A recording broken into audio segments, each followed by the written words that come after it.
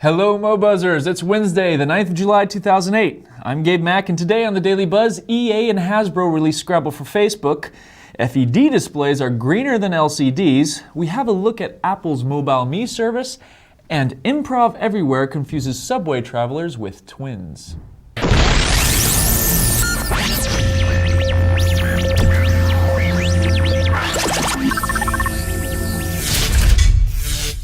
All right, this is coming in through Yahoo News. Earlier this year, Hasbro and Mattel, who are the owners of Scrabble, really annoyed Facebook users when they demanded that the site take down the popular Scrabble clone, Scrabulous. Now, after hundreds of thousands of devoted Facebook Scrabble players protested, Hasbro and Mattel backed down. But finally, EA Games, together with Hasbro, have launched a version of Scrabble for Facebook, but only for the US and Canadian markets. Now, that means it's not available outside the US or Canada yet. Batman, he also was protesting. But if you really want to play outside US or Canada, you can always play Scrabble by Gamehouse.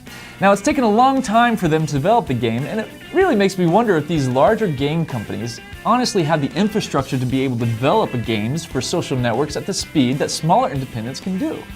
I mean, in any case, I expect to see more of these mini copies of popular games from Hasbro and Mattel showing up on sites like Facebook, Hive, Cyworld, and the rest to really cash in on the craze.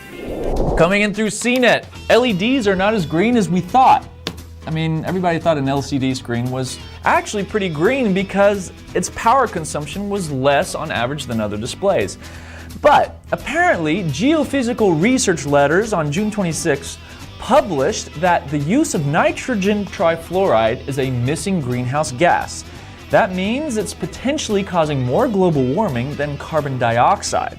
Now, nitrogen trifluoride is key in the production of LCD screens. But if you look at all the digital TV connections and accumulated with the lower LCD prices that are currently going on, the production of nitrogen trifluoride is expected to rise so dramatically that this year alone, it would release more to the equivalent of global warming emissions than that of Austria. So, please think twice before you want to buy an LCD screen if you want to be green. Well, if you want to be green, this is coming in through Gizmodo, you could try out a FED display, Fed display. No, it's not a TV that allows the federal government to track what TV shows you're watching. We'll just leave that up to Google and YouTube. It stands for Field Emission Display. But what is a Fed display anyways? Well, apparently it's some kind of technology that uses like carbon nanotubes or something like that to produce a picture that is a lot better quality. And nice thing about it is that Fed displays do not show dead pixels like an LCD screen does.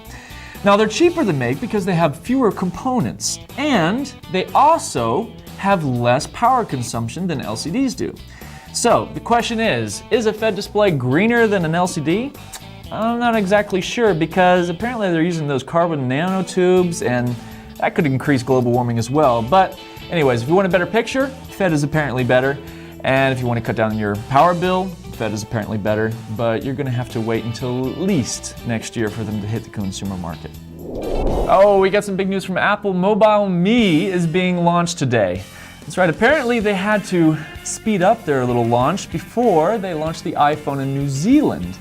Gotta love those Kiwis. Anyways, MobileMe is the new web service package that's being offered by Apple to replace its current .Mac service.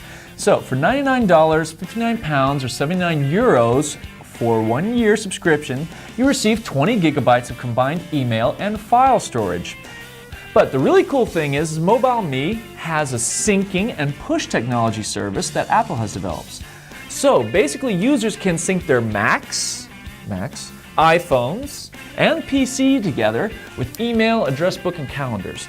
Now the really cool thing is that they're using push technology, which basically means that if I change something here, it happens there, and if I change something there, it happens here. Now people are saying that this is going to be a BlackBerry killer because let's face it, the interface on an iPhone is a lot nicer than the interface on a BlackBerry. So anyways, that's going to be launching, but as a little tip, if you wait and buy an iPhone, you will actually be able to get MobileMe, sorry, not Mini-Me, MobileMe, they should really call it Mini-Me, MobileMe for $69 rather than $99 in the US.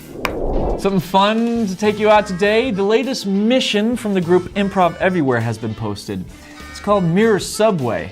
And what they did is they had 8 pairs of twins, 16 people, show up in matching clothes and accessories, even matching iPhones, and they all entered a New York subway sitting directly or standing directly across from each other and mimicked each other's movements. Now, one set of twins even had the same song cued on their iPods. I mean, that's freaking dedication if you ask me. So, the video was captured using hidden cameras and then edited together, showing both the public's reaction as well as the staging of the mission. So, make sure you keep an eye out, especially if you're in New York, as you may run into an Improv Everywhere mission. And if you do, you'll know you're not losing your sanity as one woman thought was happening. But if you would like to take part in one of their missions, go to the site and sign up for the newsletter. It may be fun, you know? Some kind of excursion for the summer day holiday. Yeah. Make sure to stay tuned this week as we're going to be checking everything on the big iPhone launch. I've been Gabe Mack. Keep on buzzing.